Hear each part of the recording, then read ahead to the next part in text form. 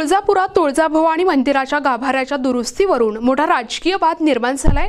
राष्ट्रवादी काँग्रेसचे नेते आमदार जितेंद्र आव्हाड यांच्या कथित वक्तव्यामुळे भाजप आणि राष्ट्रवादीचे कार्यकर्ते आज मंदिराजवळ आमने-सामने आलेत। त्यामुळे काही काळ तणावाचे वातावरण निर्माण झाले होते।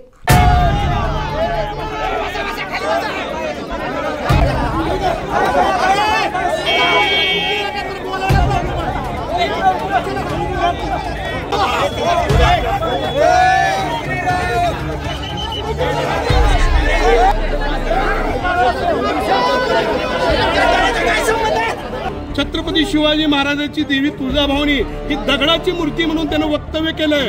हा नास्तिक माणूस जो आपल्या देवीविषयी उलटसुलट बोलतो त्याला अधिकार नाही तर तुळजापूरमध्ये यायचा। जितेंद्र आव्हाड यांनी ठाण्यामध्ये बसून आई तुळजाभवानीची तलवार चोरीला गेली असं एक वेताल वक्तव्य केलंय। त्यांनी याच्यामध्ये मंदिर संस्थानचे जे अध्यक्ष आहेत जिल्हाधिकारी यांच्याशी त्यांनी विचारला हवं होतं की बाबा खरीच तलवार चोरीला गेली आहे का। मीडियाने एवढीच विनंती आहे, अख्ख्या देशाने ऐकलेलं बघितलंय। तो पहिल्यांदा माणूस आस्तिक आहे नास्तिक आहे त्यांनी जाहीर करतो आणि मग त्यानं चुकीच्या गोष्टी बोलण्यासाठी हिंमत कधी करून दोष म्हणण्याची त्याची एवढी लायकी नाही।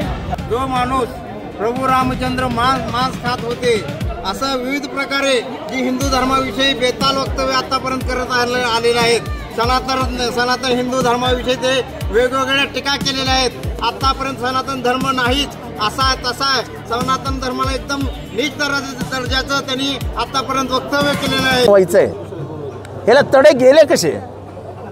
तुम्ही आतमध्ये शिलांवरती ते ड्रिलिंग मशीन वापरतात, हलणार नाही। आणि एक एक काय सांगतात त्या म्हणे त्या कळसाचं वजन त्या दगडांवरती पडतंय आणि म्हणून दगड हे होत चालले। एक एक दगडी भिंत मी माहिती घेतली तर 4.5 फुटाची, 4.5 फूट। म्हणजे ज्यांनी कोणी हे मंदिर बांधलं ते जे वास्तुशास्त्रज्ञ असतील, जे आर्किटेक्ट असतील, तेव्हाचे स्ट्रक्चरल इंजिनियर असतील, त्यांनी किती अक्कल हुशारीने बांधलं की वरचा कळस आणि खालचा तिचा आधार म्हणजे त्याचा भार ज्याच्या होईल ते मजबूत करून ठेवलं आहे। त्याला हलण्याचं कुठलं हलूच शकत नाही। हा तिरुपती मंदिर इतकं जुनं गेलंय का कोण रिपेअर करायला? उद्या म्हणतील पंढरपुराचा विठोबाचं मंदिर खचलं आहे, विठ्ठलाला हलवा, पांडुरंगाला हलवा, यांचा काय भरोसा? हे पैशासाठी तुमचा देव घेऊन जातील कुठे? उघडी जमीन कुठे रे? नंदुरबारमध्ये, चला नंदुरबारला घेऊन जाऊया।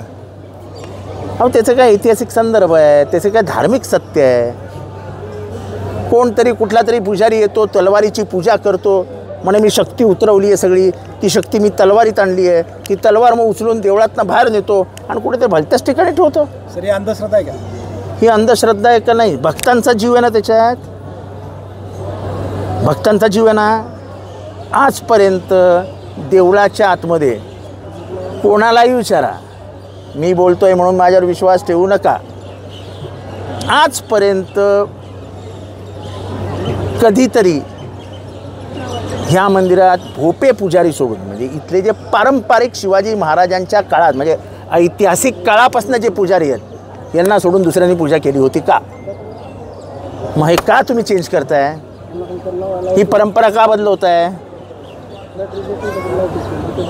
म्हणजे शिवाजी महाराजांच्या काळात पूजा केलेल्यांचे कुटुंब आजही इथे पूजा करतायत। कोण आहे याच्या पाठीमागे? आपण सगळं पाहणी केली, जे कोणी असतील त्यांनी इथनं काढता पाय घ्यावा। ती देवी साक्षात देवी आहे, ती त्या देवीच्या आशीर्वादाने रयतेचं राज्य स्थापन केलंय।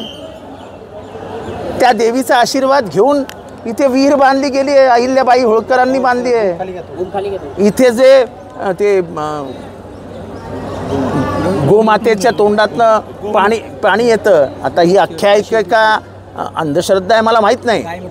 गायमुत तीर्थ त्यांचं म्हणणं की आत्तापर्यंत थोडंसं पाणी यायचं, कधीतरी नळात नाही यायचं, पण जेव्हापासनं मंदिराला हात लागला आहे तेव्हापासनं 24 तास त्या मुखातनं पाणी येतं आहे। मला ह्याच्या संबंधी काही बोलायचं नाही, पण लोकांच्या श्रद्धेला हात लावणं।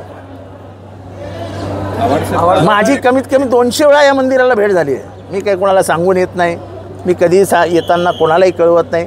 माझे काही ओळखीचे पुजारी आहेत त्यांना कळवतो, माझा काय जो काही माझा धर्म आहे त्याप्रमाणे मी माझं करतो आणि मी निघून जातो। आता इथे थांबाव जरा, इथे गोंधळ घालण्याचा एक मंडप होता, आता गोंधळ ही बहुजनांमधली परंपरा आहे. लग्न न आल्यानंतर गोंधळ घालणं ही आपल्या बहुजन समाजाची परंपरा आहे. तो मंडपच तोडून टाकला. आता इथल्या पायऱ्यांच्या वरती जे बांधकाम आहे ते शिवाजी महाराजांनी केलेलं बांधकाम आहे. हे सगळं बांधकाम आहे 17व्या शतकात. इथे एक रामराजे निंबाळकर होते, बरोबर आहे. ते निजामाचे सरदार होते असं म्हणतात की ते निंबाळकरांनी खूप सुधारणा केली देवळामध्ये. आणि हे जे आजूबाजूचं दगडी बांधकाम आहे हे सगळं निंबाळकरांच्या काळातलं बांधकाम आहे. आता हे 17व्या शतकातलं बांधकाम आहे. ते तोडून टाकणार पूर्ण. म्हणजे आर्किओलॉजिकल काय आपल्या हातात घेतलं की काय नाही. म्हणजे पैशाचा किती लालच हो. तुम्हाला काय सुधारणा करायची करा, पण ज्याचा ऐतिहासिक संदर्भ आहे, ज्याच्या मागे त्या प्रत्येक दगडाने शिवाजी महाराजांना आईसमोर झुकताना बघितलंय ना. त्या प्रत्येक दगड साक्षीदार आहे ना शिवरायांचा. तो शिवरायांचा साक्षीदार असलेला दगड उचलून फेकून द्यायचा. ती देवी ह्यांना उचलून फेकून देईल. ह्यांना पाप घेऊ नका, हे पाप आहे. आम्ही पुरोगामी आहोत, पण आम्ही निरश्वरवादी नाही. इथले अर्धे अधिक पुजारी मला ओळखतात की मी येतो, माझं जे काय ते काम करतो आणि निघून जातो. मी ते फालतूचे चोचले करायला कधीच येत नाही. माझी कमीत कमी 250 वेळा मी येऊन गेलो असेल या मंदिरात. त्याच अनुषंगाने या वादानंतर आमदार आव्हाड तुळजापुरात दाखल झाली असताना भाजपने त्यांच्या गाडीसमोर जोरदार घोषणाबाजी करत निदर्शने केली. आव्हाडांच्या जोरदार घोषणा देत काही कार्यकर्त्यांनी त्यांच्या गाडीसमोर लोटांगण घालून गाडी अडवण्याचा प्रयत्न केला. गाभाऱ्याच्या दुरुस्तीवरून आव्हाड यांनी केलेल्या एका वक्तव्यामुळे हा वाद निर्माण झाल्याचे बोलले जात आहे.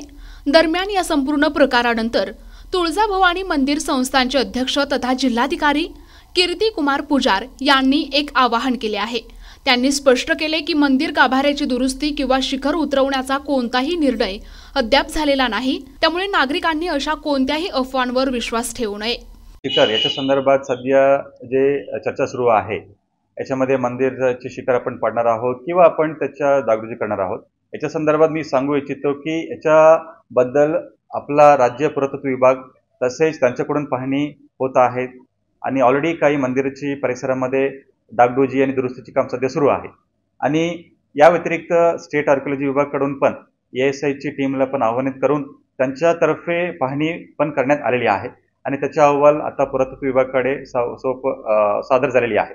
आणि आम्ही राज्य पुरातत्व विभागाला असं पण विनंती केलेली आहे की याच्या संदर्भात लवकर एक उच्चस्तरीय बैठक मंत्रालयामध्ये मुंबईमध्ये जर आयोजित झाला त्याच्यामध्ये सर्व संबंधित घटकांना या बैठकीसाठी जर बोलवला, म्हणजे याच्यामध्ये मंदिर संस्थान असेल, पुजारी मंडळ असेल, महंत महाराज असेल, सर्व धाराशिव आणि तुळजापूरचे सामान्य लोकप्रतिनिधी असेल, याच्यामध्ये सर्वांची समक्ष चर्चा होऊन याच्यामध्ये एखादा सकारात्मक निर्णय होऊ शकतात. मंदिर पाडण्याच्या संदर्भामध्ये जी आंदोलन केले जातात त्यांना तुमचं काय आव्हान आहे? याच्यामध्ये मी सर्व नागरिकांना, भाविकांना हेच आवाहन करू इच्छितो की आपण कुठेही अफवावर आपण विश्वास न ठेवता मंदिर संस्थांचे आणि महाराष्ट्र शासनाचे अधिकृत तुम्हाला जेव्हा निर्णय घेण्यात येईल तर तेव्हा आपण सर्वांना योग्य पद्धतीने आपण कळवतो. सो त्यामुळे कुठल्याही अफवावर आपण विश्वास ठेवू नये. प्रतिनिधी आयुब शेख, NTV न्यूज मराठी, तुळजापूर, धाराशिव.